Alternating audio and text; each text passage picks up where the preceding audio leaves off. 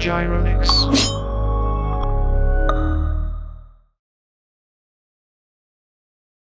In this lecture, we will discuss the diode characteristic curve, and this will be our topic outline. First, we'll discuss the approximation used in circuit calculation involving diode. So we have the ideal approximation, the second approximation, and the third approximation. And normally, we are using the second approximation. We'll also discuss the Shockley's equation and the load line analysis of the diode. And lastly, we will read some of the parameters in the datasheet of the diode. Okay, first is the diode approximations. So we will discuss first the ideal diode. This is the characteristic curve of the diode. So the y-axis is the current flowing through the diode.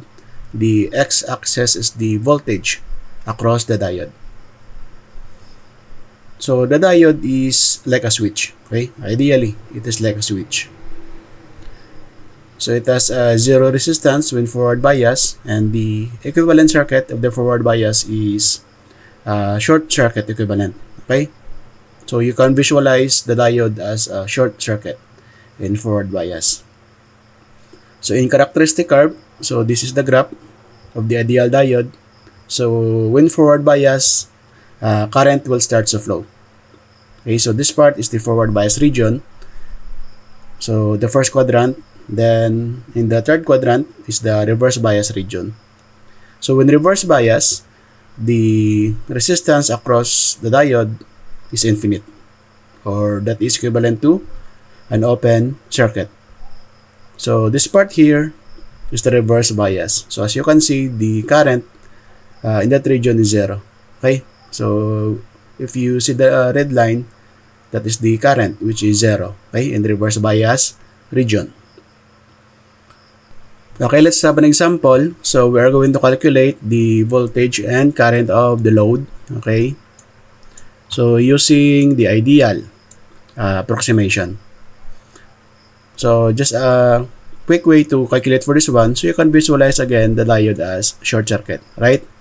In ideal approximation. So which means whatever voltage you have here, 10 volts, that is also the voltage across the load resistor. So we are expecting 10 volts here, okay? So that's the quick way to analyze the circuit. But using the KCL and KVL concept, okay, so we will select our ground node, if you remember the step. So we label the voltages, so that is VO, this is VD, the voltage across the diode, and we have VL, the voltage across the load resistor. So after the voltage, after we label the voltage, so we label the current direction going into the positive terminal. So this ID, the current flowing through the diode, and we have IL, the current flowing through the load resistor. Okay, so let's label this as node A, and this will be our loop, okay, L1. So the KVL at loop 1, so if you remember the process, okay, so the first sign, okay, so following this loop, the first sign for VO is negative, right? So we have plus VD plus VL, okay, that is our KVL at loop 1. So our VL, we're going to transfer VO and VD to the right side. So this one will become negative, this one will become positive. So VL is VO minus VD. And since this is ideal, so take note, ideal diode is equivalent to short circuit, which means the voltage across the diode is zero. Okay? So which gives us VL equals VO, which is 10 volts. So this is the answer for voltage across the load resistor. For the current, we can apply the KCL at node A. So the current going in is ID, okay, which is negative. So we have negative ID plus IL equals 0. Okay, IL is going out positive. So IL equals ID. Of course, they are in series. Okay, so IL in terms of voltage and resistor, that is VL over RL, okay, by Ohm's law. So VL is 10 volts, okay, we already calculated that one. RL is 1K. Okay. So that gives us ID is 10 milliampere. So take note, ID is equals to IL. So your load current or the current flowing through the load resistance is 10 milliampere. So this is the answer for this exercise. Another way to solve the circuit is using the node analysis method. Okay, so what is the node analysis method?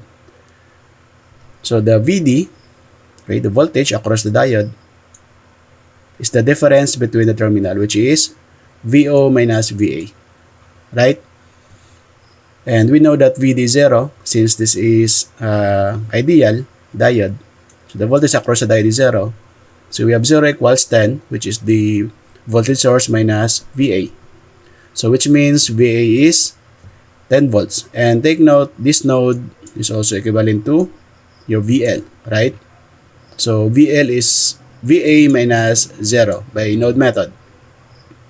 So which means your VL is also equivalent to 10 volts. And this is the answer. Okay, next we can apply the same method or just the Ohm's law. So IL is VL over RL. So we have VL is 10 volts and RL is 1K. Okay, so IL is also 10 milliampere. Okay, so we have two methods using KCL and KVL and using the node analysis method. So another exercise, okay, we have the circuit. So the same process, okay, we will label the ground or we'll select the ground node. So we label the voltages, that is our VO. Let's say this is V1. So we have V2, this one is VD, okay, this one is VL. The next, the current direction going to the positive terminal, this is I1. We have I2 going to the positive terminal of V2. So we have ID and we have IL.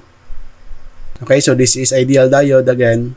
So we can visualize this as a short circuit. So which means whatever voltage you have here is also the voltage here at that node. Okay. Okay, so we have next is the loop. So we have L1 and L2. And this is node A. And we can also label this node as node B. But take note, node A and node B are equal, right? Since this is ideal diode.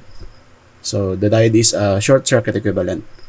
So let's solve the circuit using first the KCL and KVL method. So KCL at A, so the current going in is what? Okay, negative I1. So the current going out are I2 and ID. So the KCL is negative I1 plus I2 plus ID equals 0. Okay, so in terms of voltage and resistance, so I1 is V1 over R1. Okay, I2 is V2 over R2 plus ID. So we don't have the equivalent for ID. Okay, in terms of voltage and resistance. Okay, so KCL at B. So going in is ID, which is negative. Going out is IL. So we have negative ID plus IL. They are equal, right? They are in series. So we can equate ID equals IL. Okay, so we transfer this ID to the right side, so it becomes positive. And we can use this equation to substitute for this one. So ID is also equivalent to IL. Right? Okay. So of course IL is VL over RL. Okay, so we have this equation now. We can substitute for the values. R1 is 6K. Right? R1, 6K. So this one, R2. R2 is 3K. So VL or RL rather. Okay, RL is 1K. Okay, so this will be our equation 1. So we have three unknowns. V1, V2, and VL. So when we have three unknowns, we also need three equation. So the first equation we derive using KCL. Of course, the second and third is using the KVL. So we have two loops. Okay. So first is the KVL at loop 1. Okay. So follow the loop. So first sign. Okay. For VU is negative. For V1 is positive. For V2 is positive. So KVL at loop 1 is negative VO plus V1 plus V2 equals 0. Of course, VO is 10 volts, so we have negative 10 plus V1 plus V2 equals 0. So transfer this, okay, negative to the right side. So we have V1 plus V2 equals positive 10. And this is the equation 2. Okay, so next equation is, of course, using the loop 2. Okay, so again, follow this loop. So the first sign for V2 is negative, VD is positive, VL is positive. So KVL at loop 2 is negative V2, okay, plus VD plus VL equals 0. Okay, this is ideal, which means your diode is 0 volts, or the voltage across the diode is 0. Again, this is ideal. So the equivalent is short circuit, which is 0 volts.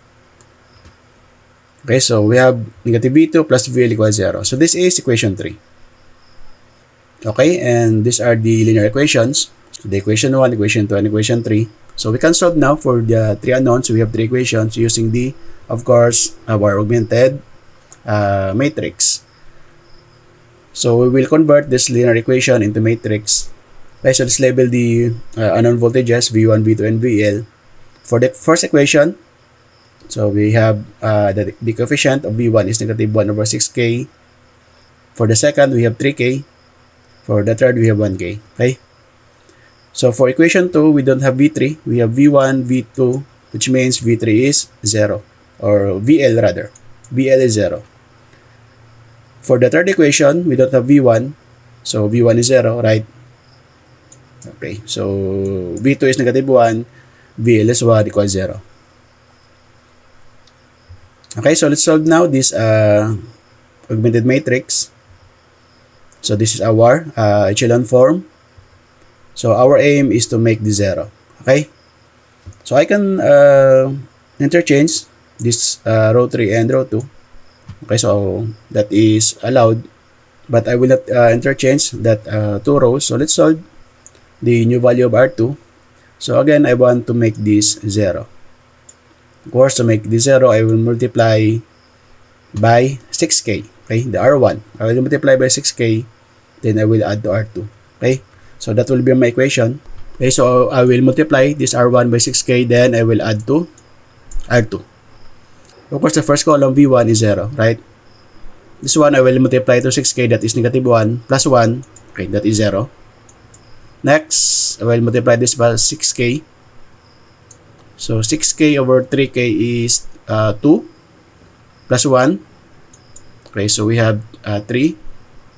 Okay, so multiply this by 6K. So 6K over 1K is 6 plus 0. Okay, that is 6. Okay, times 0 is 0 plus 10. So we have 10 for the new value of row 2. Okay, so next is I will make this 0. Okay, so how can I make this 0? I have 3 here. So which means I will multiply this row 3 by 3 and add to, okay, row 2. So that is my equation. Okay, so let's multiply this first. Okay, 3 times 0, of course, is 0 plus 0, that is 0. Okay, 3 times negative 1 is negative 3 plus 3. Okay, that is, okay, 0. Next, okay, times 3. So 3 plus 6, that is 9. Okay, times 3 is 0. Okay, plus 10 is, of course, 10. Okay, so we're done now with the echelon form. So from this reduced matrix, so from equation 3, so I can read out my solution. So this is 9VL equals 10, right? So divide by 9, both sides. So VL is 10 over 9, that is 1.11 volts. Okay, so that is my answer for the voltage across the load resistor. So 1.11 volts. So I can now calculate for the current. Okay, so this is the load voltage, 1.11 volts. So simply by using the Ohm's law, okay, IL is VL over RL. So we have VL, which is 1.11 divided by 1K. So IL is 1.11 milliampere. Okay, so this is the answer for this exercise. So using KCL and KVL. Next, we can solve this using, of course, the node analysis method. Okay, so in node analysis method, so we don't need the KVL since we are using the KCL implicitly. Okay, so the KCL at A, so we will already discuss this one. The current going in is I1, going out are I2 and ID. And ID is also equal to IL by KCL at B, or they are in series. Okay, so KCL at A is of course negative I1 plus I2 plus ID equals 0. You can substitute the value of IL to ID. So negative I1 plus I2 plus IL equals 0. Okay, in terms of voltage and resistance, so I1 is V1 over R1, I2 is V2 over R2, and IL is VL over RL. Okay, using the node method, so V1, the voltage across this resistor is the difference between its terminal, right? That is, of course, VO minus VA. This is for V1. For V2, okay, this one, V2, that is, okay, VA minus 0, right? So 0 is ground. For VA or for VL, VL is what? Okay, VB minus 0. But take note, this is ideal, which means your B is connected to A. So this is short circuit equivalent, right? So which means that is like saying this is VA minus 0, okay, for VL. So we have now one unknown variable, okay, VA. So we can manipulate the equation. So let's remove that 0 part. So we simplify, this one is VA over R2. This one is VA over RL. And we separate this one. So this is negative VO over R1. This one is negative and negative is positive. Okay, VA over R1. So this is now our new equation. Okay, so let's factor out VA. So since they are common in these three terms, and let's move this negative V over R1 to the right side. It will become positive. So factor out VA, we have VA times 1 over R1 plus 1 over R2 plus 1 over RL equals VO over R1. Then substitute the value. So R1 is 6K. So R2, 3K. So RL, 1K. So R1, another 6K. Okay, so the right side is 10 over 6K. So the left side is, if we are going to calculate this one using your calculator, we have 0.015. So 10 over 6K is, using a calculator, that is 1 over 600. Then, of course, cross multiply. So VA equals 1 over 0.0015 times 600. And that will give us VA equals 1.11 volts. Okay, so our VA now has 1.11 volts. And take note, this is ideal diode, which means this is short circuit. So your VA has 1.11, which means your VB is also 1.11. And by node method, so VL is VB minus 0. Or your VL is also equal to VB, which is 1.11 volts. Okay, so this is the answer for the load voltage. By using the Ohm's law, so IL is VL over RL. So we have 1.11 divided by 1K. So IL is 1.11 milliampere. Okay, so this is the solution using the node analysis method. So we have the same answer. Okay. Okay, so let's proceed with the second approximation. Okay, this is the same concept. The diode acts like a switch, but this time it has a barrier potential of 0.7 volts. If it is a silicon diode. Okay, if the diode is germanium, then it is 0.3 volts. Okay, so the given example here is 0.7 volts.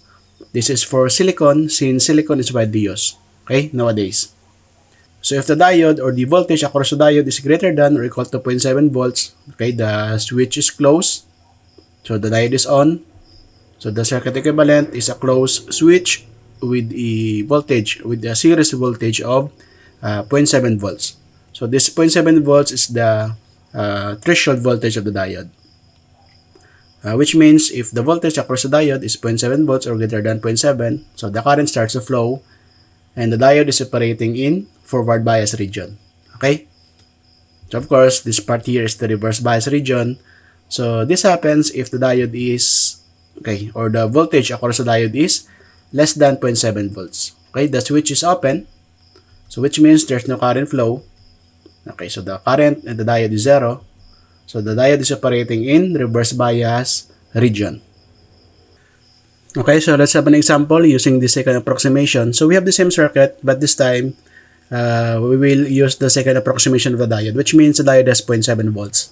Okay, so although it's not stated that this diode is silicon, so whenever you see a problem that there's no label if this is silicon or germanium, it is safe to say that the diode is silicon, which means it has 0.7 volts. Okay, so the quick way to calculate this one, you have a source which is 10 volts. This one consumes 0.7, right? So that is 10 minus 0.7. So we're expecting 9.3 volts at the load resistance. Okay? But using the KCL KVL concept, so we don't have to repeat the leveling. So I'm assuming you know how to level this already. So using KVL at loop 1, okay, so we follow this loop. Okay, the first sign for the VO is negative, for VD is positive, okay, for VL is positive. So the KVL is negative VO plus VD plus VL equals 0. But this time, since this is second approximation, your voltage across the diode is 0.7. Okay? So VL is VO minus VD. So VO is 10. Again, the diode is 0.7 volts. So VL is 9.3 volts. Okay, for the current, we can use the KCL or Ohm's law. So let's proceed with KCL. So going in at A, KCL at A is negative ID, right? Going out is IL, which is positive. So KCL at A is negative ID plus IL equals 0. Of course, they are equal since they are in series. Okay, ID equals IL. So IL is by Ohm's law, VL over RL. So we have 9.3 divided by 1K. Okay. Of course, ID is equals to IL. So which means your IL, the current flowing through the load resistance is 9.3 milliampere. Okay, so this is how we solve using KCL and KVL.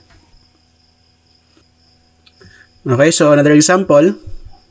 So the same circuit, but this time again, second approximation. So you know already how to set up this circuit, right? Okay, let's start with KCL at A. So current going in is I1 negative, going out I2 and ID. So that is the KCL at A. Okay, next is of course in terms of voltage and resistance. So I1 is V1 over R1, I2 is V2 over R2. So we have ID, okay, which is equals to IL using KCL at B. Okay, so KCL at B, going in is ID, going out is IL. In a way, they are equal since they are in series. Okay, so ID equals IL, so we can substitute, okay, IL in that term. So we have negative V1 plus V2 over R2 plus IL. Of course, IL, okay, that is VL over RL. So we can substitute now for the values of the resistances. Okay, R1 is 6K. Okay. So R2, 3K.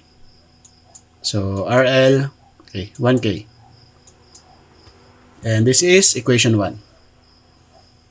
Okay, so similar for our ideal approximation. So next is the KVL at loop 1.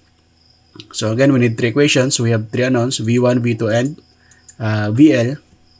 So KVL at loop 1, this one. So follow the loop. Negative VO, positive V1, positive V2.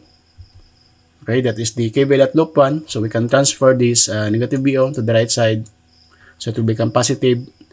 Okay, So we have V1 plus V2 equals 10. Okay, equation 2. Of course, equation 3 is using KVL at loop 2. Okay, so KVL at loop 2, okay, follow the loop. Okay, first sign of V2 is negative, VD is positive, VL is positive. So we have negative V2 plus VD plus VL equals 0. And we know VD this time, so the only difference between ideal and second approximation is it has 0.7 volts. Okay? Okay, next we can transfer this negative V2 to the right side. It will become positive. This one will become negative. So we have positive V2 minus VL equals 0.7. This is equation 3. So we have now our 3 equation. Okay, so these are the linear equations we derived. And of course, we can solve this using a matrix. So let's augment this 3 equation. So for equation 1, okay, so this is the coefficient 1 over 6k or negative 1 over 6k, 1 over 3k, and 1 over 1k. Okay? Equals 0. Okay, equation 2, we don't have V3 or VL rather, so we have 0. So V1 and V2 has coefficient 1 equals 10, okay, for the right side. So actually this is the only difference from our ideal equation. This time instead of 0, we have 0.7. Okay, so we don't have V1, so V1 is 0. Okay, so let's calculate now this matrix. Okay, so we have our echelon form. Okay, so we want to zero this out. Actually, this is the same process with the ideal approximation for the first step. So we will multiply R1 by 6k. Okay, so then we will add to R2. So times 6k plus R2. Okay, so multiply by 6k, this is negative 1. Okay, plus 1, that will become 0. Okay, so that is the first value of V1 at row 2. Okay, so the same 6k over 3k, that is 2. Okay, plus 1, that is 3. So 6k over 1k is 6. Plus 0, we have 6. So 6k times 0 plus 10, okay, we have 10. Okay, so next, we will work out with this V2 at row 3. Okay, so we can multiply this one by negative 3, right? Then we will add to R2. So negative 3 plus 3 is 0. Okay, so that will be my equation. Okay, so I will multiply this row 3 by negative 3, then add to row 2. Okay, so negative 3 times 0 in a way, that is 0 plus 0. Okay, so we have our first value B1, which is 0. So this one, negative 3 plus 3, okay, that is 0. Negative 3 times negative 1 is positive 3 plus 6. Okay, so we have 9.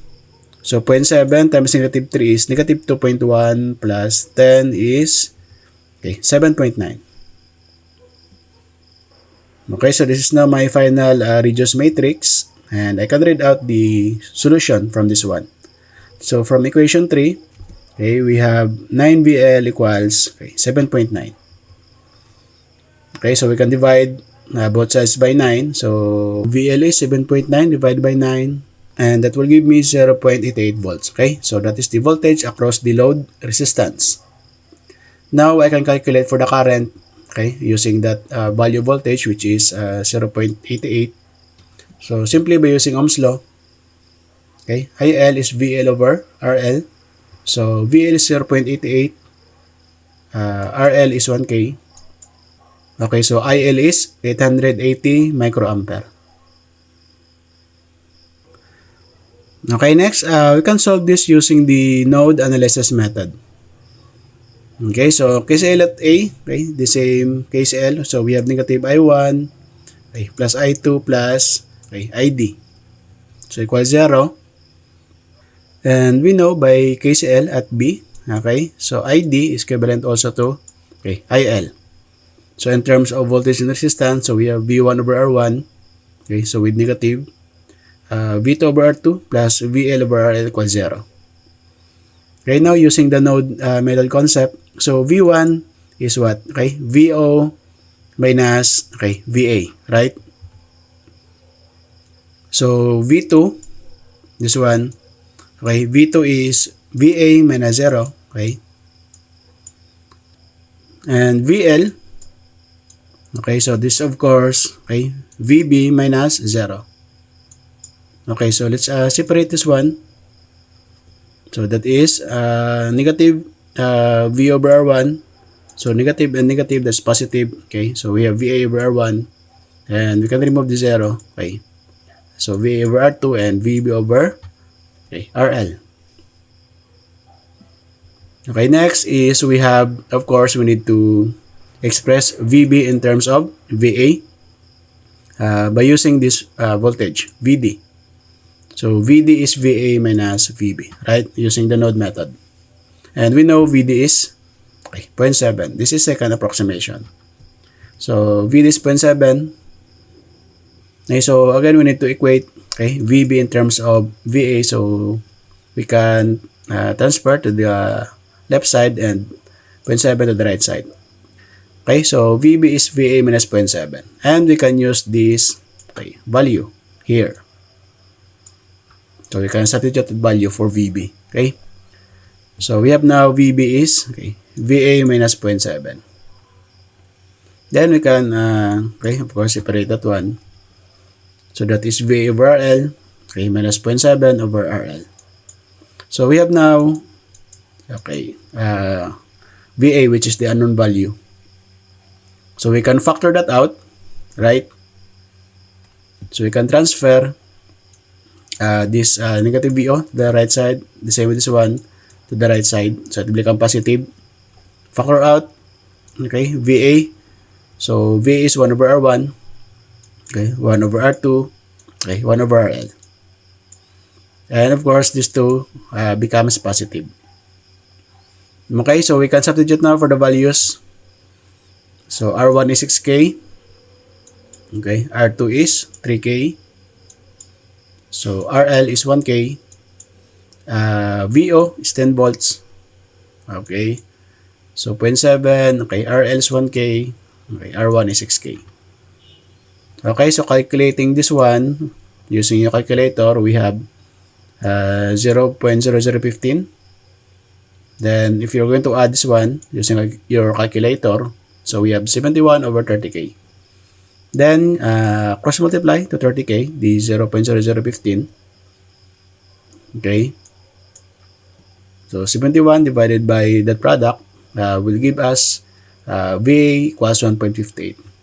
So the voltage across this node is 1.58 volts.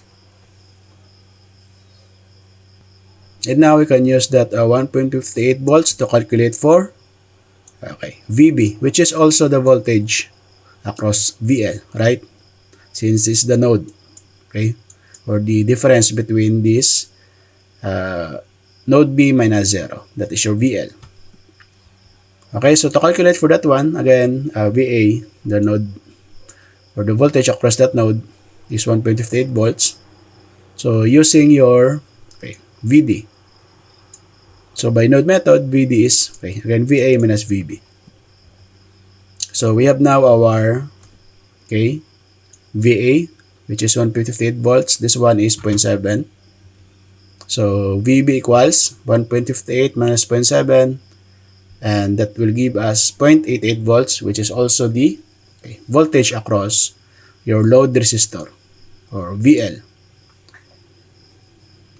Okay, so we have the same value using the KCL and KVL and using this node analysis method. Okay, for IL is of course Ohm's law.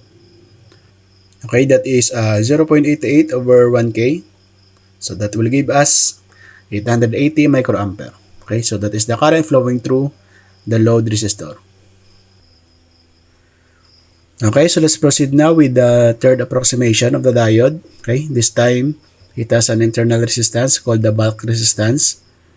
And the voltage across the diode is not only 0.7 volts, but with the voltage drop consumed by its internal resistance, which is current, which is ID, the current flowing through the diode times the internal resistance of the diode, RB. Okay, so 0.7 plus this voltage drop in its internal resistance.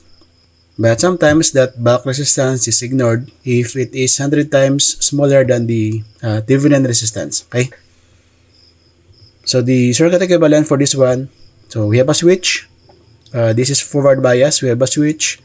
We have a voltage and an internal resistance, RB. Okay, so we have that still the threshold voltage, which is 0.7 volts for silicon, 0.3 volts for germanium. Okay, we have a slight curve, and this is the forward bias region. Of course, the third quadrant is the reverse bias region. Okay, so the reverse bias region happens if the voltage across the diode is less than 0.7. So there's no current flow, zero. Okay, so the bulk resistance is the sum of the resistances of the P and N region. And typically, it is less than 1 ohm. Okay?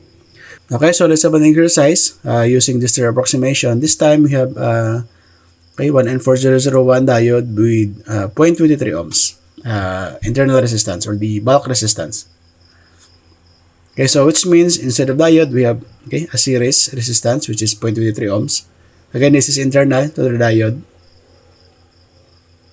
So we will solve this one using our KCL, KVL first. So this is the setup of the circuit. This time we have voltage across that internal resistance VB. Okay, so KVL at loop 1. Okay, so follow the loop. Okay, so we have negative VO, positive VD, positive VB, then positive VL. So that is equals to 0. So in this case, our VB plus VL, so we don't know yet this value. We kind of transfer this VO and VD to the right side. Okay, so VB plus VL equals VO minus VD. So we have 10 minus 0.7 and VB plus VL is 9.3. Okay, this is our equation 1. So we need one more equation, of course, using what? Okay, obviously using KCL. So KCL at A, so current going in is ID, negative ID, going out is positive, IL. So we have negative ID plus IL equals 0.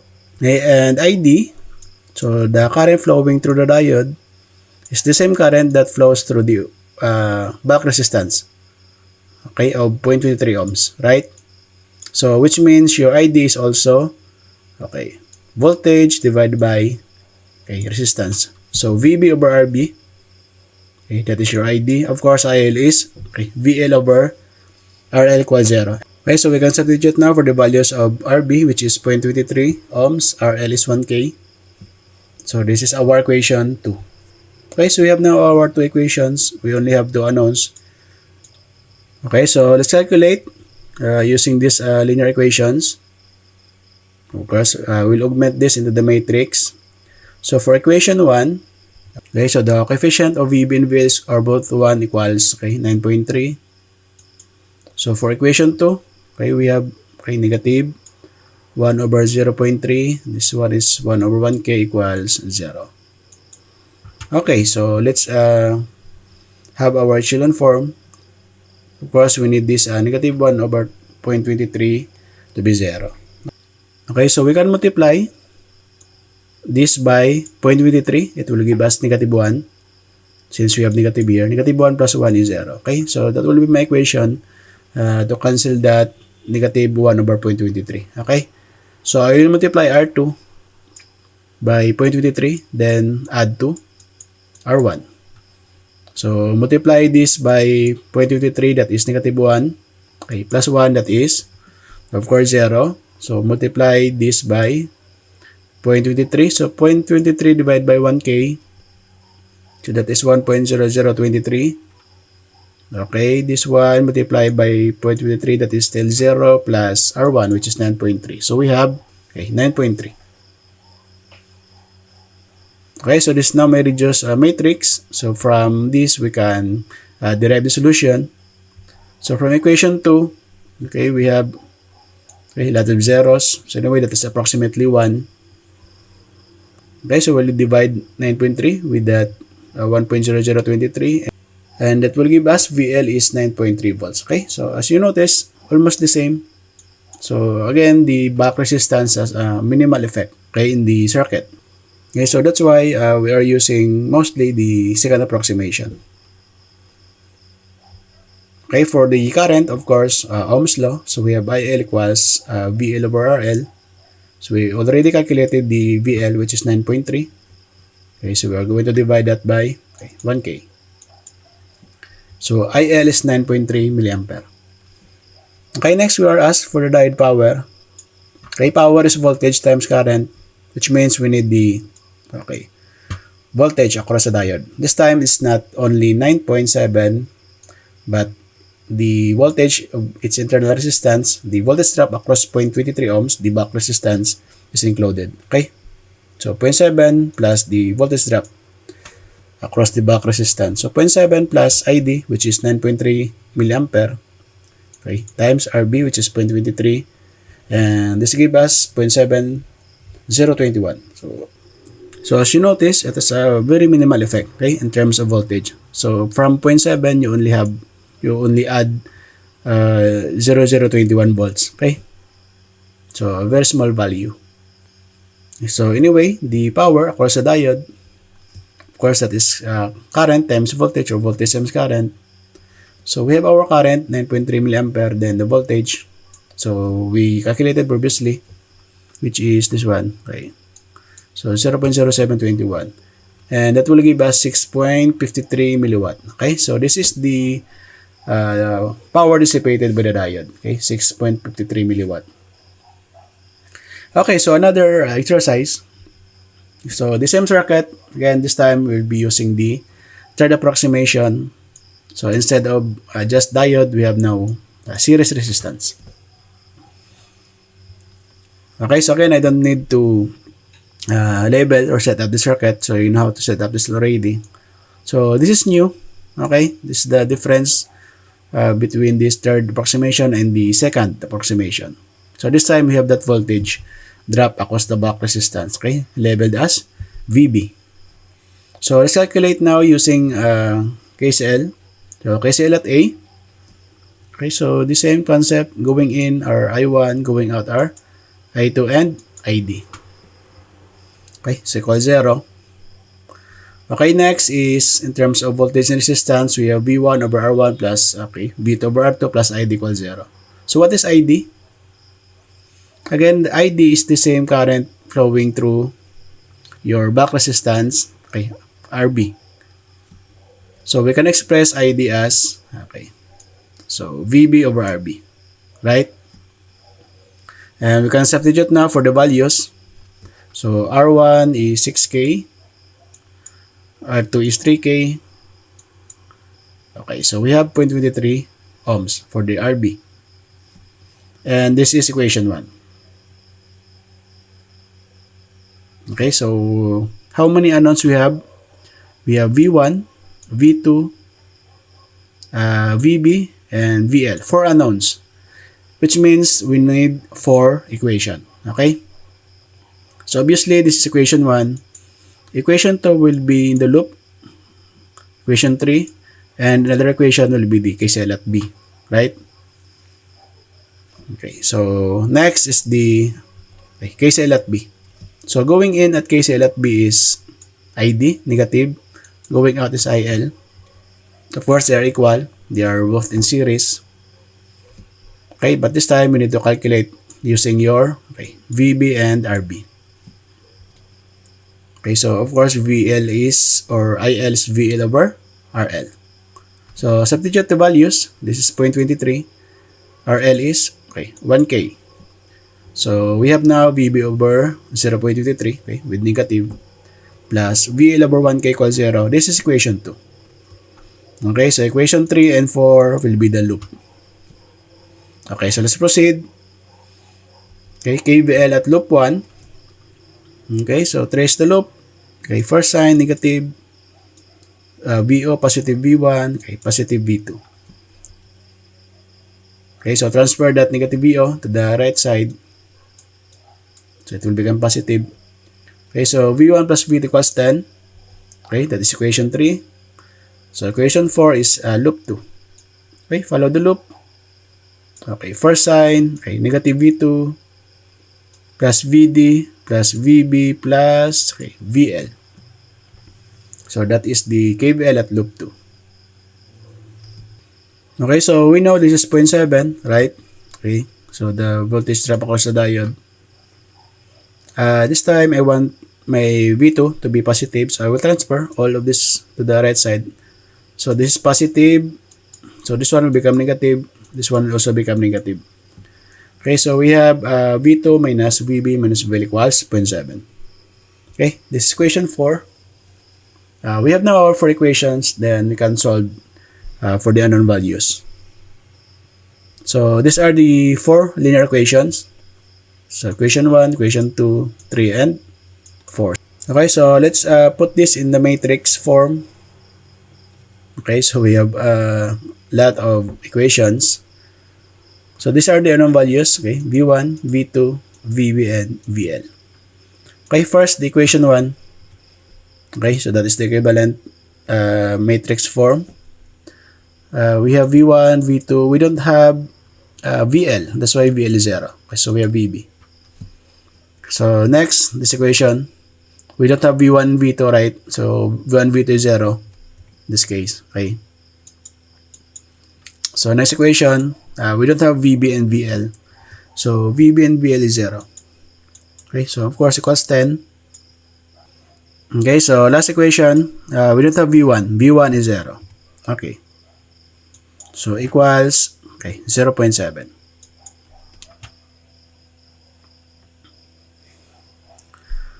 Okay, so let's solve now this matrix. So this is our echelon form.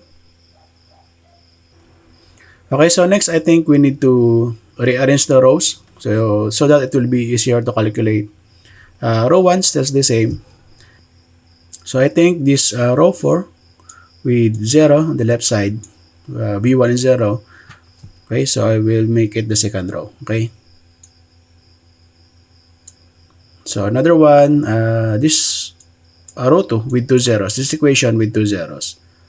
Okay, so I will transfer that to the third equation. Then the last one is this equation. Okay. Okay, so I rearrange the rows so that it be easier to calculate. Okay. So with this, my echelon form is this one. Okay, so as you notice, this is already 0. This is already 0. This is already 0. Right? So I can work with only these 3. Okay. Okay, so let's start with row 4. So how to make this 0? Okay, I will multiply this by 6k, right? So 6k times R1. Then I will add to, okay, row 4, and that will be my equation. Okay, so let's start multiply by 6k. So this is negative 1 plus 1, that is, okay, 0. So multiply this by 6k, that is 2. Okay, plus 1, that is 3. So multiply this by 6k, 6k over 0.23 plus 0. So that is, in calculator, it will be 600k over 23. 6k times 0 is 0 plus 0, of course, that is 0. Okay, so next, 6k times 0 is 0 plus 10. Okay, so we have 10. Okay, so this is now my new reduced matrix. Okay, so next I will make this 3, 0. Okay, so I have 0 here. Okay, so I will use row 2. Okay, so which means I can multiply this one by negative 3. Right? So negative 3 plus 3 is 0. So I will multiply row 2 by negative 3. Then I will add to row 4. Okay, so that will be my equation. Okay, so multiply by negative 3, then add to row 4.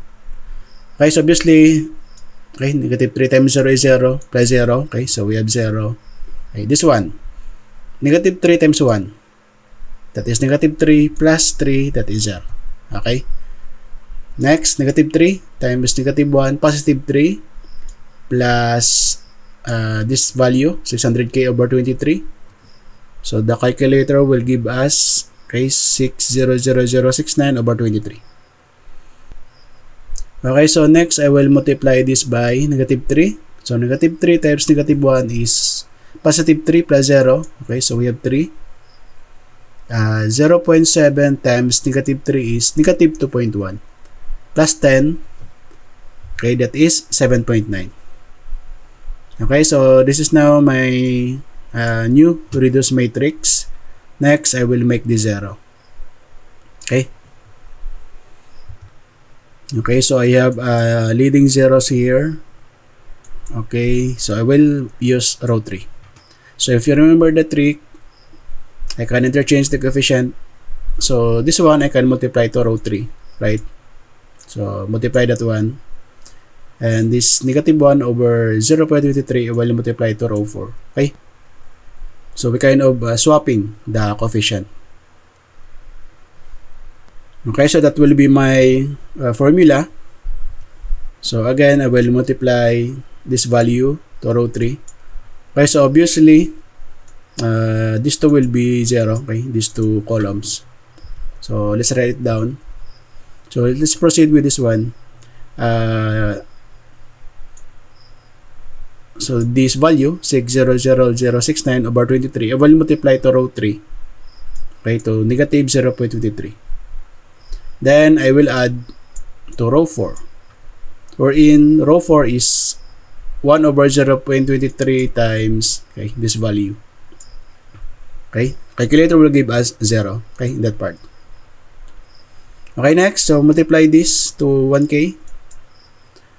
Then this term multiply the 1 over 0.23 multiply to 3. So we add them together. That will give us 9,00069 over 23,000 or 23k. Okay, next. So this value I will multiply to 0. Obviously that is 0. This one will become 1 over 0.23 times 7.9. Okay, that is 790 over 23. And we're done with our echelon form.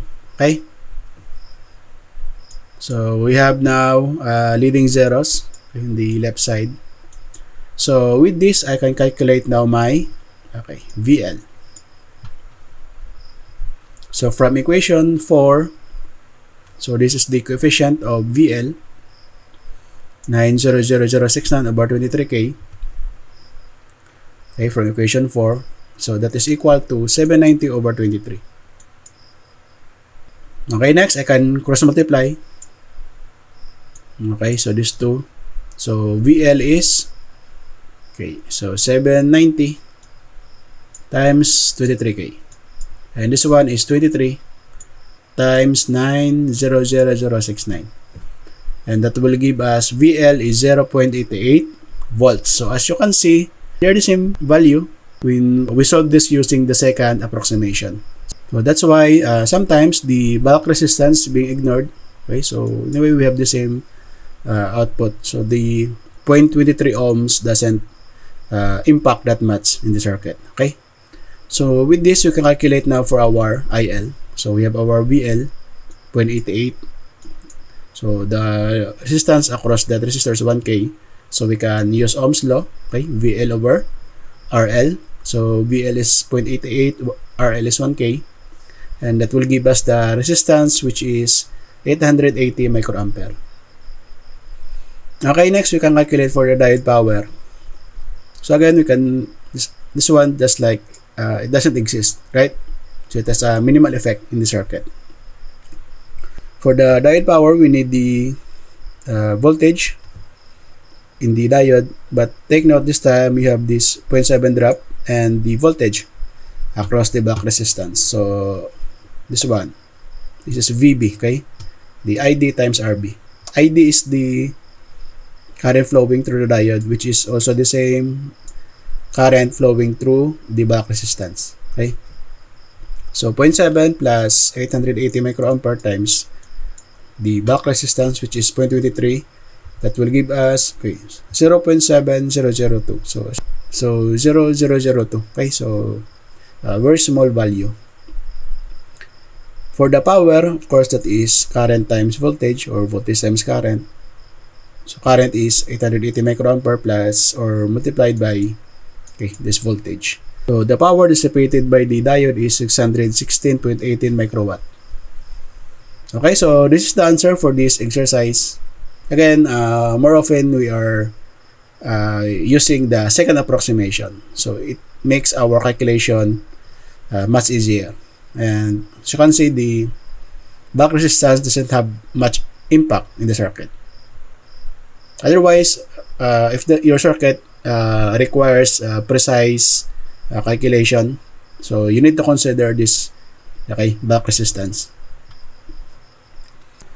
Okay, so let's proceed now with the Shockley's equation. Okay, so we have here our diode characteristic curve.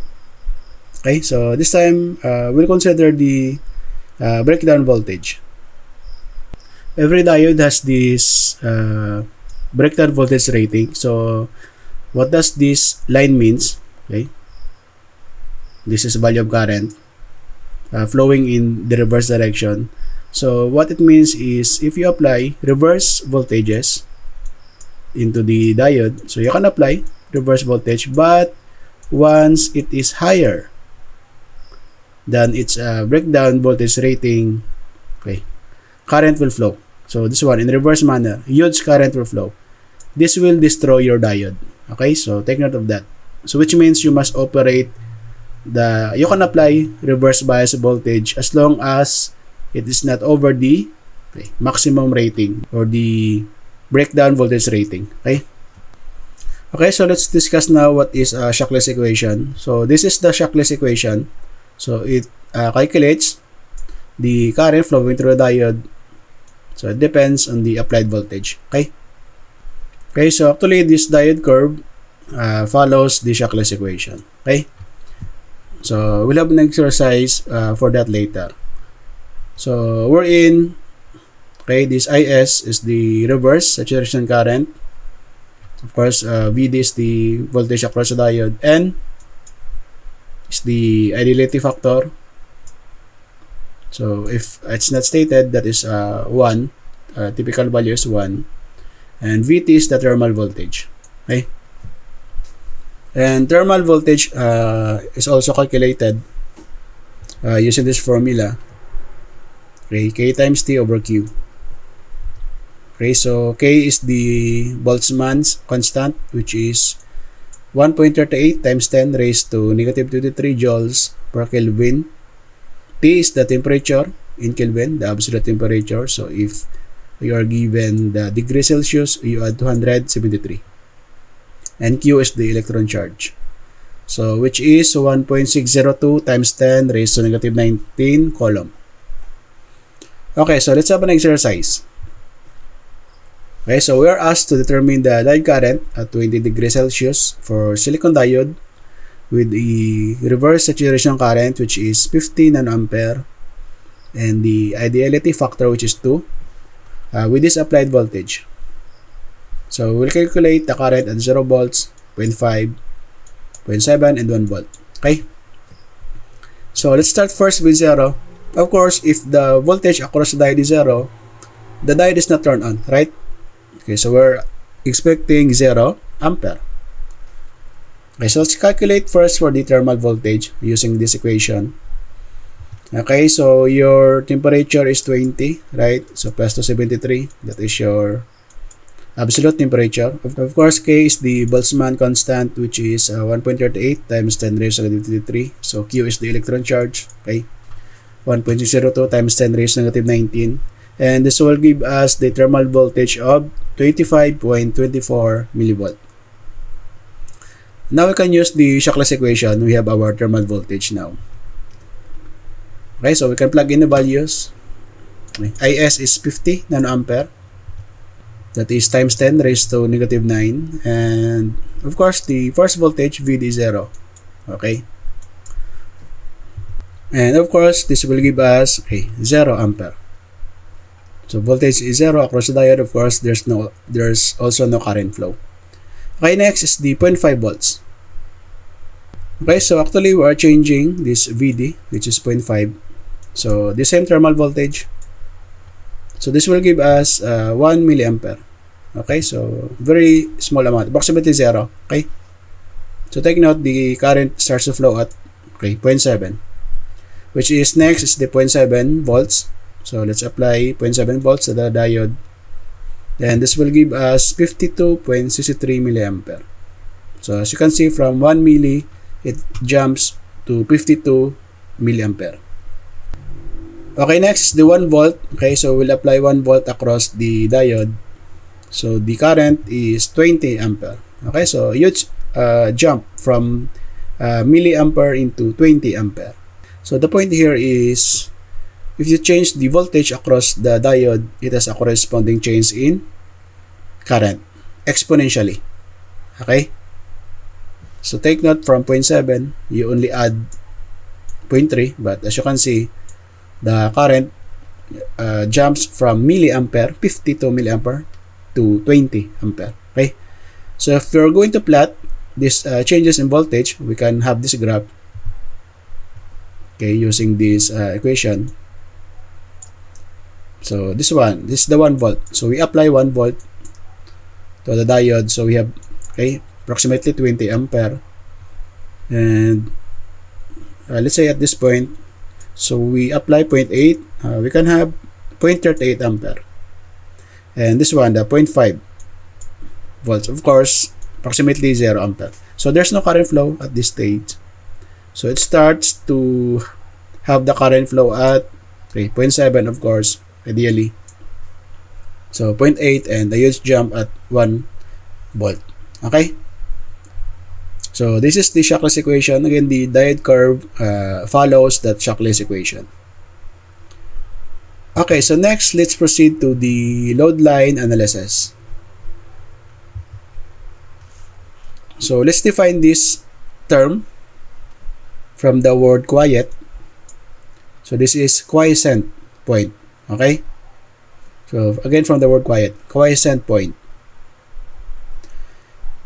We have here a diode characteristic curve. So the y-axis is your current. Of course, the x-axis is the voltage. And let's say I will select some point here. Take note, at this line, or at this y-axis, your voltage is 0, right? You have a current, okay? You have value of current, but your voltage at that point is 0. Likewise, at this x-axis, you have voltages, but your current at this point is 0. Okay, so take note of this.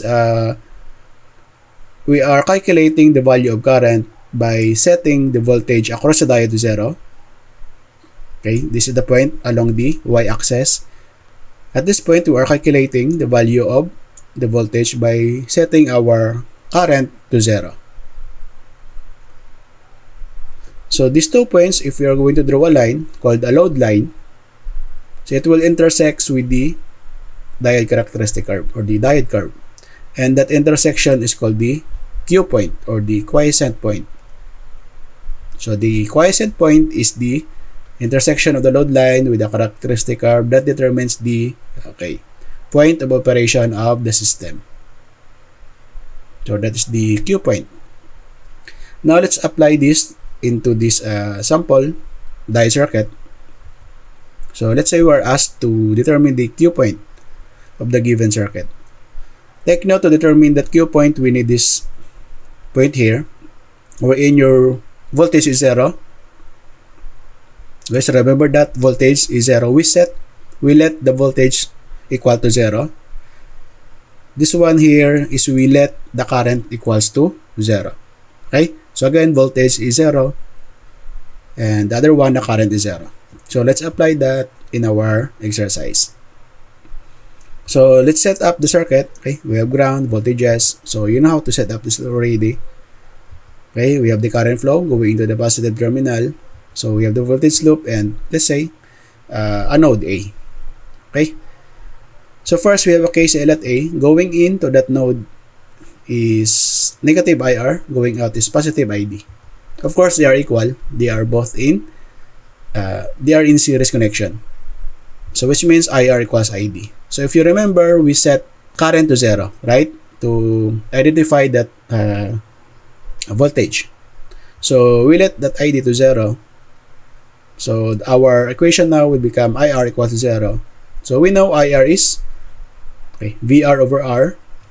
And by node method, your VR is the difference between the voltages in its terminal, which is VO minus VA. And we know that VA is also VD. So we have VO minus VD over R. And we can cross multiply this R. So we have VO minus VD equals 0. VO is 2 volts, right? And that will give us the diode voltage equals 2. And technically, that is called the cutoff voltage. So the cutoff voltage is the voltage across the diode if the current is 0. Okay? So this is the cutoff voltage, 2 volts. So when we let current to 0, we also let voltage to 0. And that is our next step. So using our KVL, okay, so let's follow this loop. Okay, first sign, negative VO plus VR plus VD equals 0. Okay? So we let VD equals to 0. Okay, so this is now 0. So we have, of course, VR is equivalent to VO. Okay, VO is 2 volts. VR is, by Ohm's law, current times resistance, IR times R. And we can divide both sides by R to find the current. So the current flowing through the resistance, and that is also the current flowing through the diode, right? So they are equal, they are in series. So IR is 2 over 100. Again, that is also your ID. So this will give us the current flowing through the diode, which is 20 milliampere. And technically, that is called the saturation current. So saturation current is the current flowing through the diode when the voltage across the diode is 0. Okay, so we have now our 2 points, the cutoff voltage and the saturation current. So let's plot this in our graph. So let's say we are given this diode curve. 20 milliampere, this is the saturation current, right? Again, saturation current is when your voltage is 0. So at this line, your voltage is 0, right? Okay, next is the cutoff voltage, which is 2 volts. So this is the voltage when your current is 0. Okay. Okay, next, we simply connect these 2 points, and the intersection is the Q point, the operating point of the system. So this time we can approximate the value. This is not exact, this is approximation only. If this is 10, this is 15. So in the middle, approximately that is 12.5 milliampere. So we can project that value. So it's not 12.5. Okay, so let's say that is 12 milliampere. Okay, so approximately 12 milliampere. Okay, so for the voltage, this is 0.5, this is 1. So in the middle, let's say this one, that is 0.75 volts, right? So we can project this line here. Okay, so if this is 0.75, okay, so let's say that is 0.8. Again, this is not precise. That is only approximation. Which means the operating point of the system is 0.8 volts and 12 milliampere. Okay? So this 12 milliampere is the current flowing through the circuit. And this one is the voltage across the diode, 0.8 volts. Okay, so this is how you apply the load line analysis in the diode circuit. Okay, so let's proceed now to the parameters we can obtain from the datasheet of the diode. Actually, there's a lot of parameters in the datasheet of the diode. So, but let's focus only with few of them. Let's say the breakdown voltage. So for 1N4001, that is 50 volts. So if you remember, this is the breakdown voltage I talked about earlier. So your diode, you can reverse bias your diode, but it must not exceed with this reverse breakdown voltage. Okay, for 1N4001, that is 50 volts. For 1N4002, that is 100 volts, and so on. Okay, so if you reverse bias the diode higher than this rating, it will destroy your diode. Okay, and in engineering design, we have this called safety factor of 2. So what does it mean? So let's say the maximum reverse voltage is 50. You divide it by 2. That is 25, right? So which means you design a circuit that can operate only under 25 reverse breakdown voltage. So the other 25 is the safety factor. Okay? Okay, so next, another parameter is the maximum forward current. Okay. So this one, okay, 1 ampere. So which means the current flowing through diode must not exceed 1 ampere. If that exceeds 1 ampere, okay, the diode will burn out. So due to its power dissipation, that's why we calculate earlier the PD, okay, the power dissipated by the diode. Okay, next is the forward voltage drop. So in general, that is we're using 0.7 in our circuit calculation. So for this diode, the forward voltage is 0.93 volts up to the maximum of 1.1. So it's not 0.7 but 0.93. So it depends on how the manufacturer manufactured the diode. Okay, or it depends on the part number of the diode. In this case, 0.93 volts. Okay, so this is the end for this lecture, and the next one will be diode circuits calculation. So involving the DC level of half-wave rectifier and full-wave rectifier. So see you there.